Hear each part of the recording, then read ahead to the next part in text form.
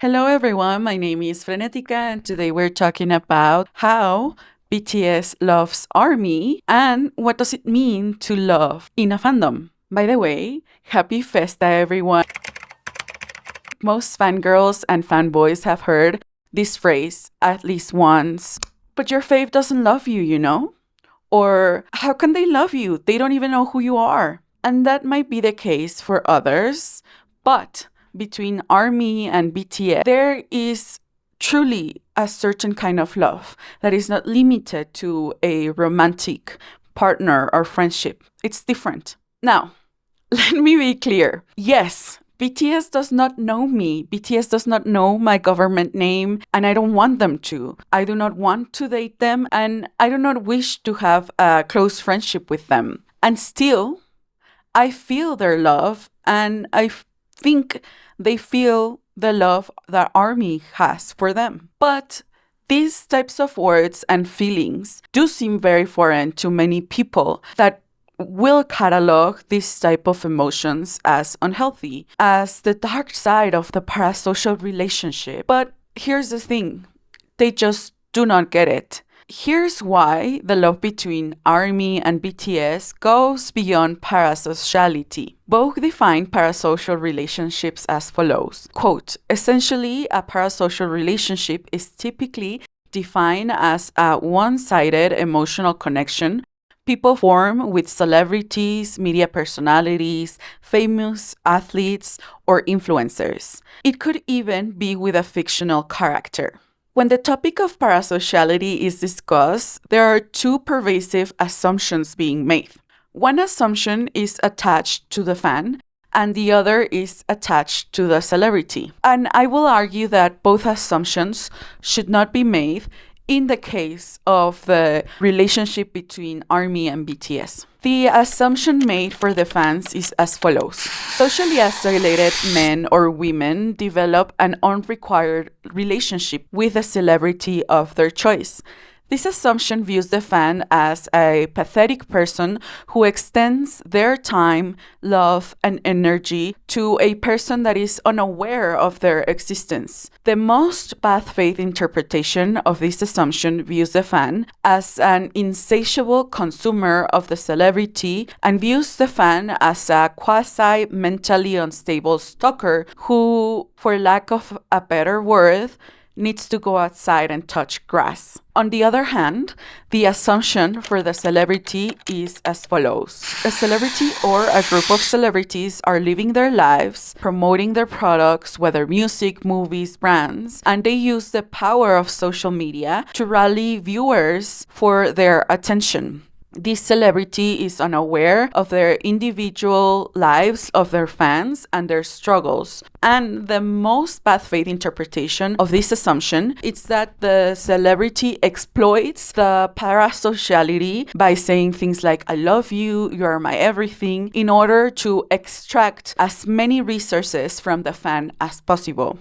This interpretation positions the relationship between fan and celebrity as uniquely unequal. The verticality of the relationship sets the stage for abuse of the fan by the artist who exploits the emotional investment of a fan in order to make as much money or grab as much attention as they possibly can. But this view also sets up, paradoxically, a diametrically opposed parallel scenario in which the fans abuse the celebrity by constantly invading their privacy, by demanding content and exploiting their favorite celebrity as if they were a toy to play with in their own fantasy world. The fan essentially erases all humanity from the celebrity itself. Needless to say, these interpretations of fandom end up viewing both celebrities and fans as parasitic beings with nefarious intentions and nefarious objectives who exploit one another in a distinctly unequal relationship. I'm not here to say that these examples do not exist. I do think they exist, and I do believe maybe it's more common than not.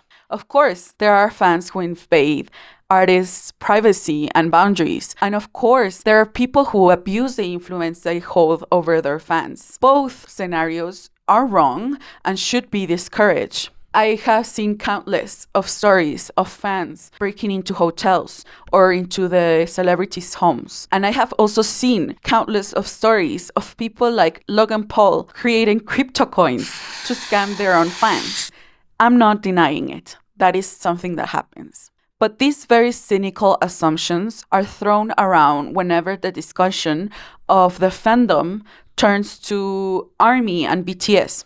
I'm not going to talk in this video about the misogyny behind these assumptions. That requires a whole other video in itself. But suffice it to say that it is very suspicious to me that the love from female-led fandoms like ARMY or the one from Swifties are constantly questioned and viewed as suspicious and unhealthy and as crazy teenage girls. Maybe I'll make a video on that another day. Today, I just want to explore why the love between ARMY and BTS does go beyond parasociality. That being said, please do not stalk the guys and do not invade their privacy. This is not a video to justify that because it's not. Okay? There's a separate... Anyways, in Plato's Symposium, one of the many dialogues he wrote, the philosopher explores the importance of Eros. Eros is the god of love. So what is the importance of love? The first characteristic that is explored is the ability that love has to guide human beings into making good actions. I'm going to be quoting 3 books. First is Beyond the Story, the book for BTS. Then I'm going to talk about, in Spanish we call it El Banquete, but in English it's in Symposium from Plato. And one of my favorite books of all time, All About Love by Bell Hooks. According to the philosopher, love guides people to live nobly. It is thanks to love that we feel shame. Quote, a man in love, if discovered doing something shameful, would not be so pained at being seen by his father or friends, or anyone else as his beloved. We see this same thing too in the beloved. What Plato is saying is that the person who is in love, they feel shame when the person who they love discovers them doing something bad. Following this explanation, love makes us want to be better people. Love makes us feel shame and want to avoid the feeling of shame. In this fandom, ARMY wishes to be better fans. ARMY wishes to not breach BTS's privacy and to not get caught doing something wrong. Not because it would be shameful for others to find ARMY doing something bad, but because it would be shameful to ARMY to be regarded by the people they love, BTS, as someone who does bad things. In this fandom tries not to disappoint their beloved by admiring the music and lyrics and helping them chart. But this relationship goes both ways. BTS try to be honest artists in order not to disappoint ARMY themselves, and they try to show gratitude to the people they love. For example, when Seokjin left the military, the very next day he met ARMY to show his gratitude. In this relationship, both the fan and the artist strive to be better people because of love.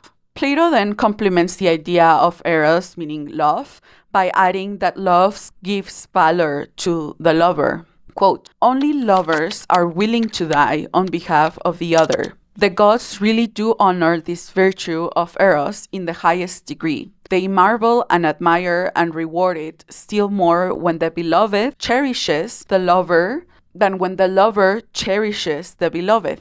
Of course, that is an overstatement, but ARMY is willing to defend BTS and vice versa. To quote Beyond the Story, BTS-ARMY were not only fans, but powerful supporters, having been attacked in every imaginable way. In order to prove that they'd been right all along, the fandom had to start growing their influence to the idol industry. Another reason was perhaps that with the constant cyberbullying, the members and the fans were gradually strengthening their relationship. ARMYs, having been BTS beloved, were willing to confront the hate and attacks their loved ones were facing to show how much they cherish them. They were inspired by love to protect and defend. And again, this is a two-way street relationship in which BTS has also defended ARMYs from being called crazy fangirls or whatever the heck. Both fan and artists have defended each other and have protected each other because of love. But to Plato, there are two types of Eros, or two types of love. If love is expressed incorrectly, then love is, in fact, ugly. In the idol industry, when you only love the visuals of an artist, to Plato, that love is vulgar and will surely fade, because the visuals will surely fade too. People age, they get sick, they gain weight, or they lose weight. To love an idol for its visuals, following Plato's words, would be to love them for the wrong reasons. Quote, "The vulgar lover who loves the body more than the soul, he is inconsistent because the thing that he loves is inconsistent. For as soon as the bloom of the body he once loved fades, he takes off and flies. But the lover of a worthy character abides through life, for he is joined to what is constant." A heavenly Eros, or a heavenly love here, admires and loves a person for their character, and the character is what is constant throughout life. Now, I'm not here to tell you that ARMY does not love BTS for their visuals. A big part of the idol industry is the careful presentation of an idol's beauty. And I am not here to be as puritanical as Plato, who was a misogynist, by the way, and say that if you love BTS for their visuals, then that type of love is like less worthy. No. But what I will do is that I will argue that part of the reason for the longevity in the relationship between BTS and ARMY is due to the admiration of each other's characters. ARMY reads BTS's lyrics and letters and admires their character and perseverance above how youthful or beautiful they look. And BTS admires ARMY for their character they show to them.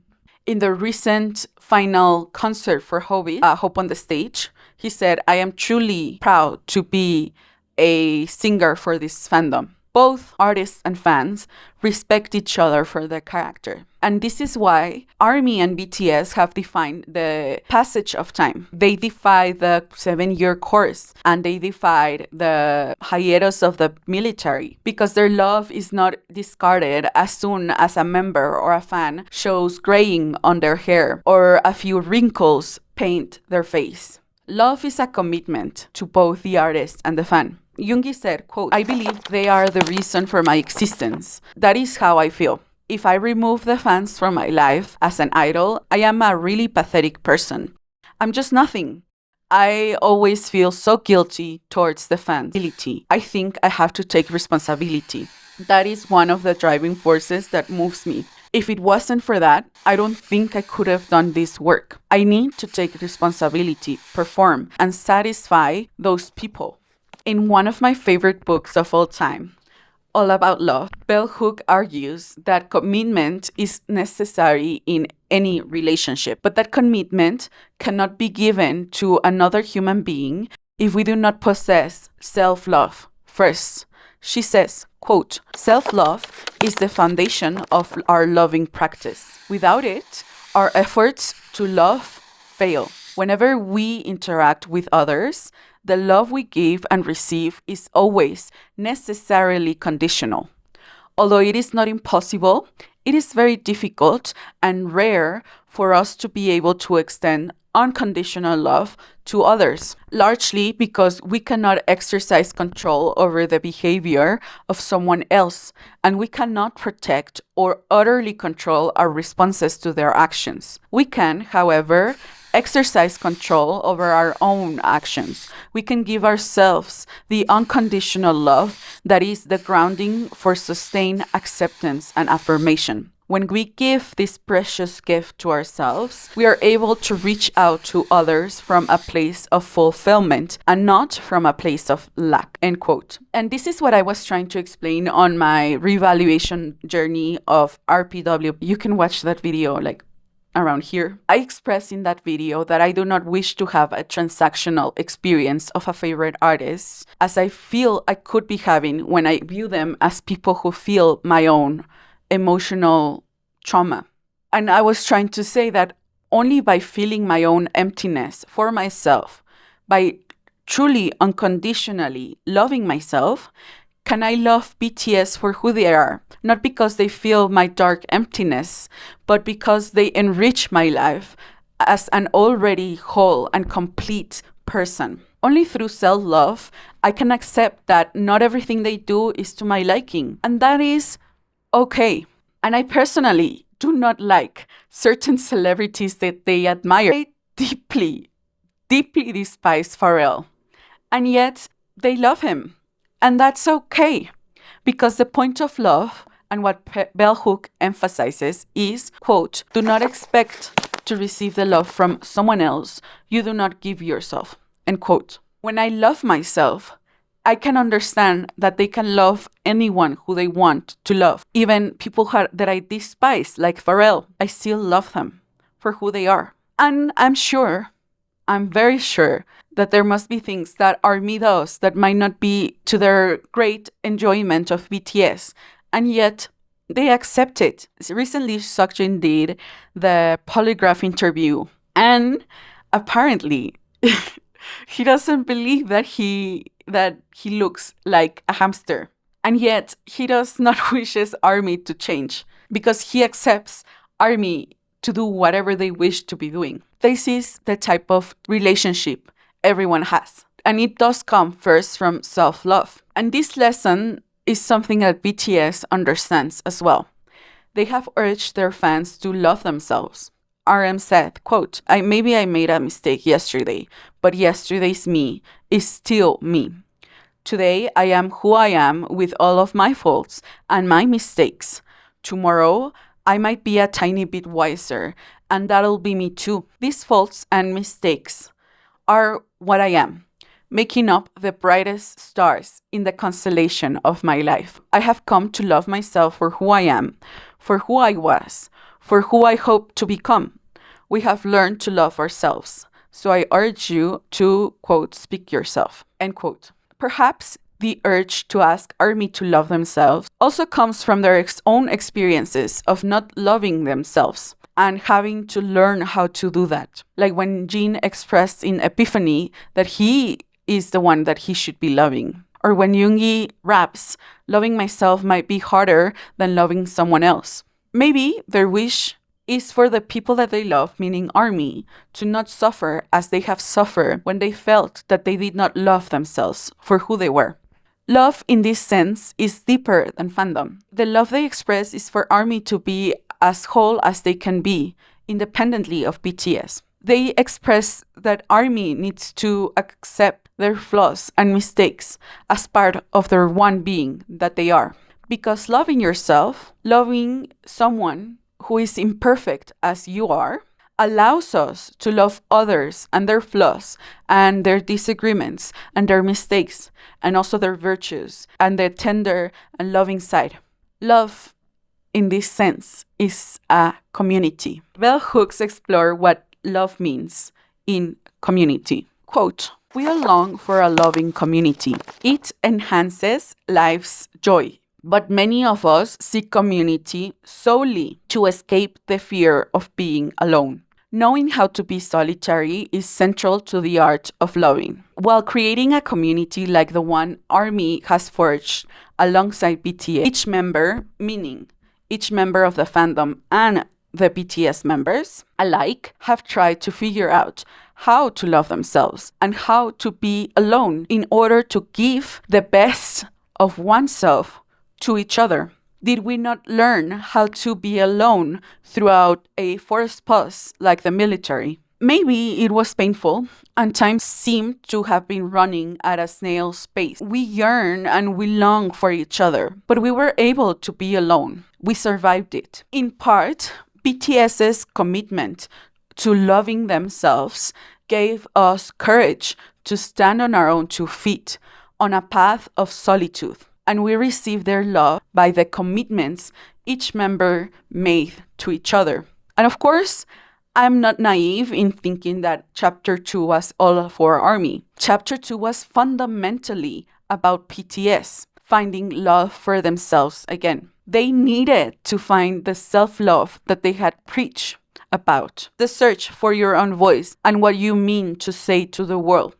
Is it not also a search for self-love? What a beautiful teaching BTS gave us. Part of learning to love oneself is mimicking how other people love themselves. And as heartbreaking as the 2022 Festa dinner was for everyone, it was also an unabashed statement for self-love and love in community. To love oneself is to know oneself. That is the teaching BTS gave ARMY during the Festa, that they needed to rediscover each of themselves individually to come together in a loving community, like BTS and ARMY.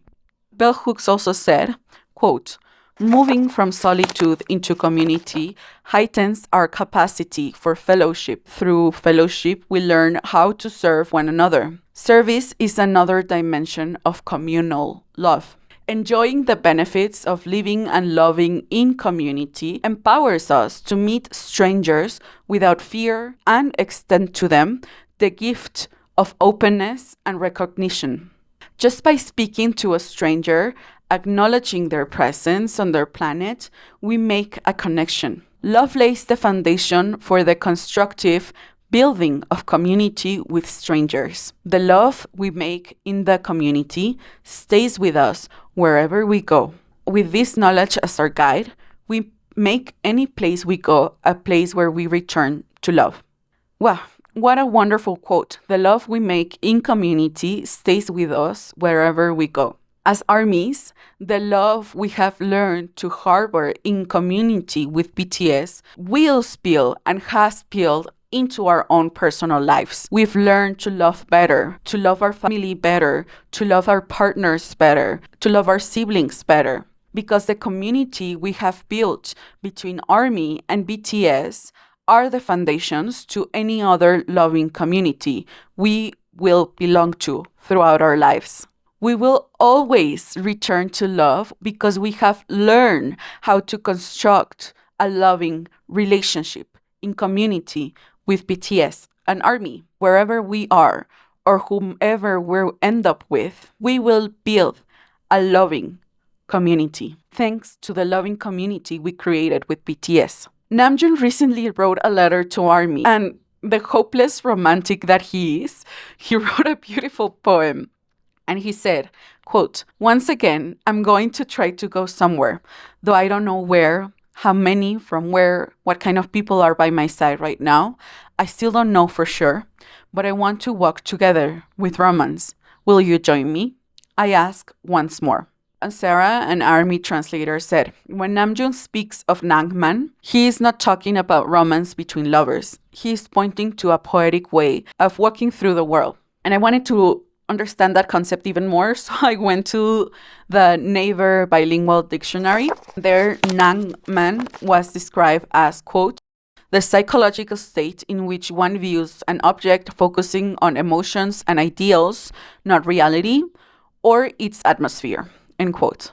So, in this romantic sense, how can we as fans walk alongside Namjoon and the 7 members as a whole of BTS? Quote, love is an act of will, namely, both an intention and an action. Will also implies choice. We do not have to love. We choose to love, end quote. So here in this beautiful letter, Namjoon really is a hopeless romantic. Namjoon is bravely asking us to practice the act of love by starting a journey. And we do not know where we're going or what is our destination. But in that sense, that is not as important as the building of community and the road we take in building with intention and love. As viewed as that way, is very transformative. In that sense, love molds our future and it brightens our days and our present, but only if we practice it, if we act lovingly. Just like that, we can understand that the relationship between ARMY and BTS is not something parasocial. It isn't this parasitic bond of taking without care. Love here, in this sense, means to construct a world together, to love yourself in order to love others without demand and without selfishness. Love is companionship, but it is also solitude. It is wishing the best for each other. Love, in that sense, is to view that person as a whole. It is an act of self-love. It is an act of building community. To love in this fandom is to choose to move forward despite the hardships, is to choose to be better for each other, is to choose to defend each other.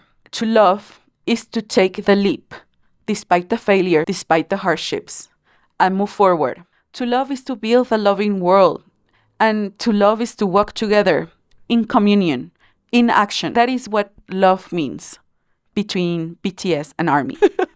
Anyways, I might be a little embarrassed to put this out there.